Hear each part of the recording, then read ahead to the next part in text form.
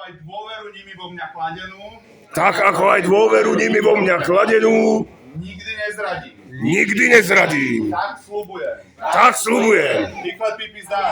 Výklad Pipi zdar!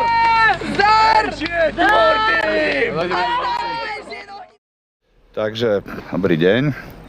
Rozhodli sme sa natočiť takýto krátky nejaký virtuálny priebeh dnes už legendárneho prvého ročníka pivného behu Bratislavou, ktorý po 30 rokoch, dobre, díky. Dnes som na tieto moderné stojany zvyknutý, ekologické. Aby sme sa dostali do kontextu, nachádzame sa v roku 1997, trošku taká iná doba, ako sa žije dnes, a jednotlivé krčmy, ktoré sme vyberali na prvý ročník, ktoré si postupne prejdeme, sme vyberali aj s ohľadom na to, že niektorí účastníci prvého ročníka nemali ešte 18 rokov a v týchto krčmách nalievali. Každému, proste taká bola doba, to už by dneska nešlo, samozrejme. No ale našou prvou krčmou a prvou voľbou na dlhé roky bol už legendárny Funus v Bratislave na Kalvárii. Jedna z najstarších krčiem, alebo ak vôbec najstaršia krčma v Bratislave, kde už Turovci radi chodili. No a my sme si ju zvolili, že čo môže byť lepším štartom ako práve Funus. Vtedy sa to volalo ale pohostinstvo Horský park, aj keď ľudovo to všetci volali Funusy, myslím. A 19 krát sme tu štartovali, samotný Funus bol 20 krát na pivnom behu, potom s navýšenou počtom účastníkov a administratívou s tou spojenou sme museli štart a cieľ presunúť strategicky už inám, ale tých prvých 20 rokov bol Funus našim domovom a ako vidíme, stále sme radi a tešíme sa z toho, že stále sa tu dá dať pivo. Čo sa týka toho samotného prvého štartu, tak vtedy sme si robili porodcov sami a Michal bol na štarte ako hlavný porodca, ja som tu vtedy nebol, ja som bol na trase a povedz prípadne ty, jak si na to spomínaš? Bol to neuveriteľný a krásny zážitok. Veľmi vtipné na tom celom projekte, na tom celom happeningu bolo to, že v skutočnosti tie krčmy, asi aj pochopiteľne z bezpečnostných dôvodov dopredu nevedeli, čo sa chystá, čo sa na ne valí. A aj tu priamo v tomto Funuse takéto krásne slnečné popoludne sa zrazu vyrojilo z okolitých uličiek a lesov množstvo neučesanej mládeže ovplyvnenej západnými vysielačkami a v hojnom počte zaplnili túto krásnu zahrádku za nami. Výčepáci aj personál pozerali, čo sa to deje, a začalo sa to diať veľmi rýchlo. V krátkom slede sa objednala 1 miliarda piv a po odštartovaní to naši borci urýchlene vyslopali, položili poháriky a rozbehli sa rôznymi smermi opäť do tých okolitých uličiek a lesov. A ja, keďže som tu ostal ešte aj tých pár minútiek, aby sme to všetko nejakým spôsobom sklidili, som mal tú česť vidieť vyjavené výrazy na tvárach domácich, hospodských, že čo sa to momentálne udialo. Behom krátkych pár minút sa im naplnila krčma, zúrivo sa vyslopalo veľmi veľa piva a opäť nastal ticho a pokoj. Takže to bolo také krásne, nechápali tomu, nevedeli, čo sa deje. Ďalšie roky sa to samozrejme potom už nejakým spôsobom stradicionalizovalo, ale tento prvotný zážitok a práve túto z Funusu bol úplne nádherný. Takže tak, no, spomíname so slzičkou v okách. Dobre, ďakujem a keďže sa tu pivo dá dať, tak tu si ho ešte dneska znova dajme.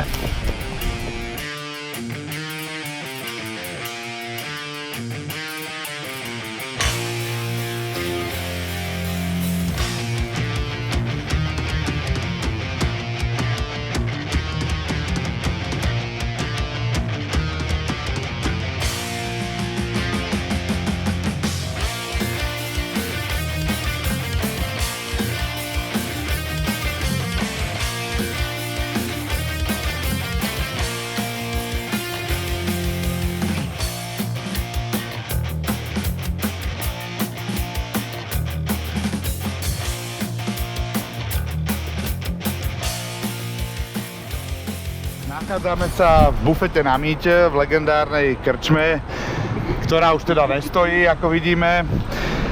Bol to taký klasický drevený pajzel, drevená dedina, kde chodili hlavne robotníci a študenti. Tu som bol porodca ja, bol som tu sám, čiže tu všetko fungovalo úplne bez problémov a bol tu hladký priebeh. Tak hovorí legenda.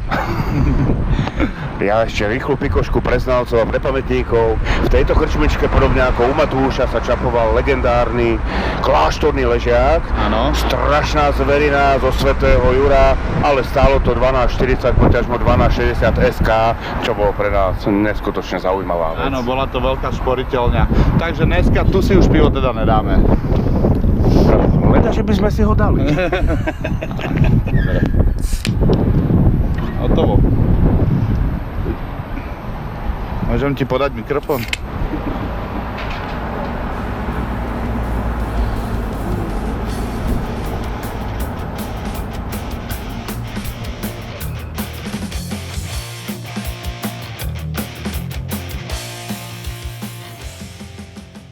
Nachádzame sa pred ďalšou legendárnou starou krčmou u Hasiča, ktorá tu funguje dekády rokov. V 97. tu bola taká klasická piváreň, kde chodili hlavne študenti zo stavebnej fakulty a tuto z Bernolákova.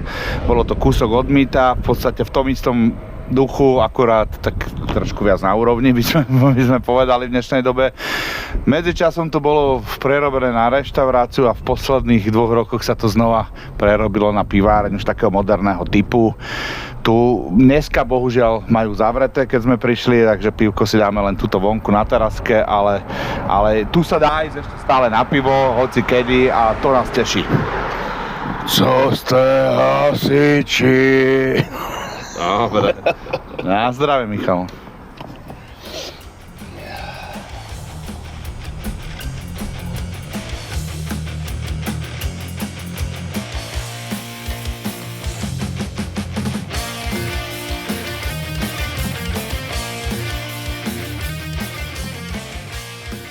Sme pred legendárnou krčmou u Hemy. Tu bola krčma už za prvej republiky, je dotovaná v týchto priestoroch. V 90. rokoch tu bola klasická piváreň, točili tu Stein. Jedna zaujímavosť, tu ten Stein vždycky chutil veľmi silno a pôsobil tu až takým magickým dojmom, že človek si dal 2 a mal pocit, aký by si dal 6. Radi sme sem občas chodievali, väčšinou sem chodili študenti z lekárskej fakulty a aj od inakadiaľ. Medzičasom a hlavne po korone to prešlo nejakou rekonštrukciou, teraz tu je nejaký podnik, kafe, ale asi pivo sa tam dá dať, no dneska si ho tam nedáme, necháme to na inokedy. Chceš niečo dodať? Ne. Michal nechce nič dodať, ale bola to dobrá krčma. Sme v absolútne historickom centre Bratislavy, toto bola jediná krčma, ktorú sme dali do absolútneho centra. Už v tej dobe, už v 97. to bývalo tak trošku akože cenovo inde, toto centrum, ale toto bolo priateľný kompromis, tu bolo ešte príjemné ceny, naliali vám od 17 rokov, čo bolo pre nás vtedy zaujímavé. A viac nemám čo k tomu povedať. A Michal, už nemusíš dodávať nič, pretože tým bolo povedané všetko. Každopádne, tá krčma už dávno volala sa U kráľa Mateja, tá krčma už neexistuje, je to pod iným názvom a momentálne majú ešte zavreté, otvárajú až večer, čiže dneska si tu pivo nedáme, ale za iných okolností sa tu asi pivo dá piť ešte, čo je tiež dobrá správa.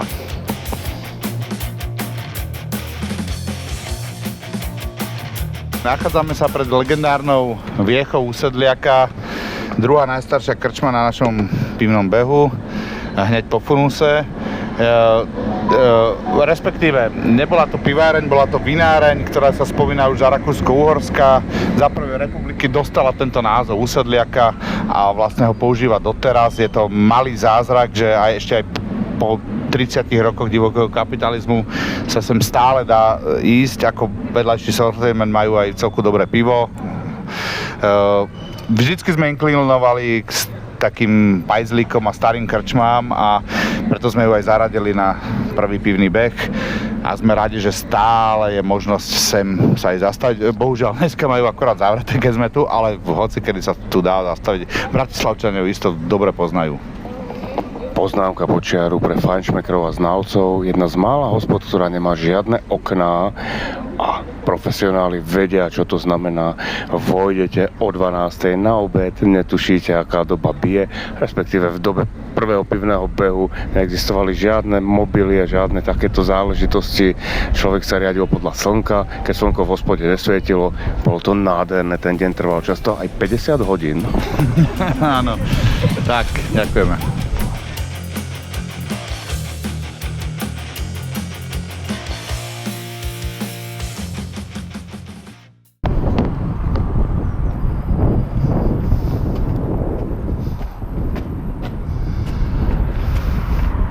No, tak teraz sa nachádzame, tu sa končil prvý pivný beh.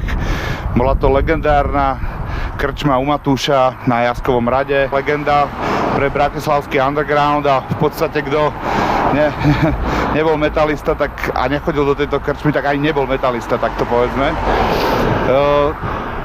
Chodievali sme sem pravidelne, mali sme to tu radi. Bola to výborná hospoda, fungovala v dvoch ako keby módoch, v takom dennom a nočnom, dole a hore, horný bar. Sám som tu jeden čas pracoval dokonca v lete, ale to je iný príbeh. Pointa je, že tu už si dneska pivo nedáme. Tu už budova je dávno zbúraná, je tu súkromná vilka, kde nemáme dosah, teda my si môžeme dať tak pivo akurát tak tu pri týchto kukanádobách. Už len záverom poviem, ja keď som prišiel z trasy ako porodca, tak tu záver obhospodaroval zase Michal, ktorý robil štart a cieľ vtedy. A ja keď som prišiel z trasy, tak akurát nás začali už teda všetkých vyhadzovať a presúvali sme sa do Pionierskej záhrady, kde urobíme posledný vstup, ale teda Michal, ty ešte povedz viac, jak to tu prebiehalo na záver. Opäť to bolo krásne a dobrodružné a tým, že naši krčmári neboli na nič pripravení, vôbec netušili, čo sa na nich chystá, tak to vyvolalo patričné ohlasy a ozveny. Nezabudnem a dodnes mi rezonuje v pamäti výraz nášho zlatého hospodského, keďže v tých dobách to bola naša základňa, krčmička, kde sme sedeli každý deň, gro party. A jeho výraz, či ste zúfalí, bol doplnený slovami: prečo chlapci, prečo ste mi toto spravili, pivko vám tu nalievam, nevyháňame vás odtiaľto. A teda prečo, čím som si to zaslúžil? A aby som to vysvetlil, tých mŕtev účastníkov pivného behu bolo už patrične rozkokošených. Niektorí mali rôzne tráviace neduhy a trápenia, viete si to predstaviť, vtedy bola iná doba, mali sme iný vek, účastníci mali iný vek, tá zahrádka tu vyzerala neskutočne zaujímavo. Ďakujem, skráťme to a skúsme si dať aspoň symbolicky pivko tu. Ďakujem. Hop. Už to stříka. No, to sme nemuseli. Vytrasené po ceste. Na Matúša, no. Čau. To je to neskutočný kus našej histórie a bohužiaľ histórie.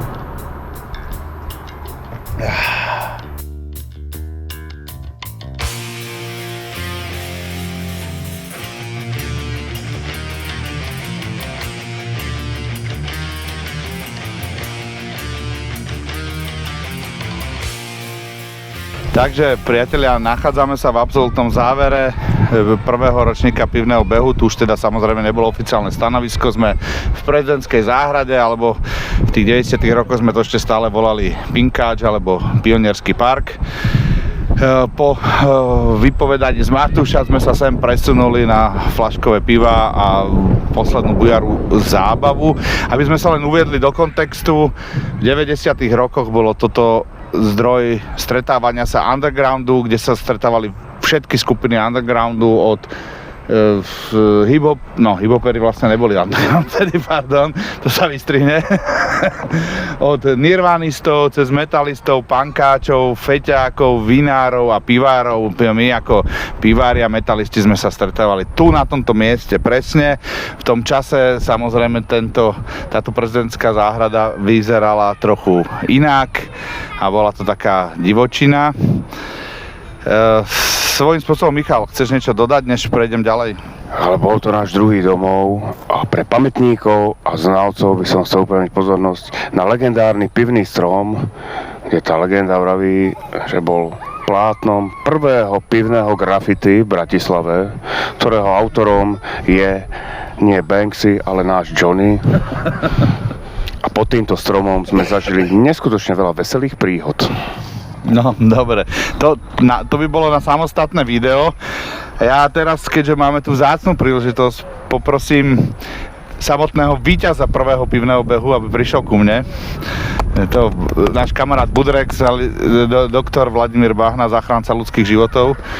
A len sa ho opýtam, ako si on spomína a čo mu víťazstvo na pivnom behu dalo do života. Ja si pamätám hlavne ten štart. Ostatné už len z rozprávania. Tak akože bolo to pár dní po mojich 18 narodeninách, takže to bol taký dobrý začiatok do toho intelektuálneho aj atletického života. No, Výborné. Prosím ťa, ty si mimo to, že si vyhral legendárny prvý pivný beh, ty si samotný pivný beh vyhral 5 krát. Prejavilo sa to v nejakom tvojom kurikulu, životopise? Pomáha ti to v živote? Ja neviem. Ja okrem toho som aj bol diskvalifikovaný raz. Ty si vlastne prešiel všetkým štádiami. Áno, dokonca raz som ho aj organizoval, keď ste si chceli užiť 10. ročník. Takže ja som bol vo všetkých pozíciách. To je veľmi rozkošné, že máš k nám asi najbližšie z tých všetkých našich priateľov. Povedzme si len teraz na záver, 19. septembra tohto roku sa udeje 30. ročník. Čo by si... Doporučuješ to? Pozval by si ľudí? No každý, kto chce započať nejaký akože úspešný dospelý život, tak by sa mal inšpirovať predošlými ročníkmi a zúčastniť sa. No, ďakujeme krásne za tieto slova. A priatelia, ak chcete vidieť Budrexa naživo, prídite na tohto ročný pivný beh. Ešte tam bude? Už teraz musíš. Ďakujeme.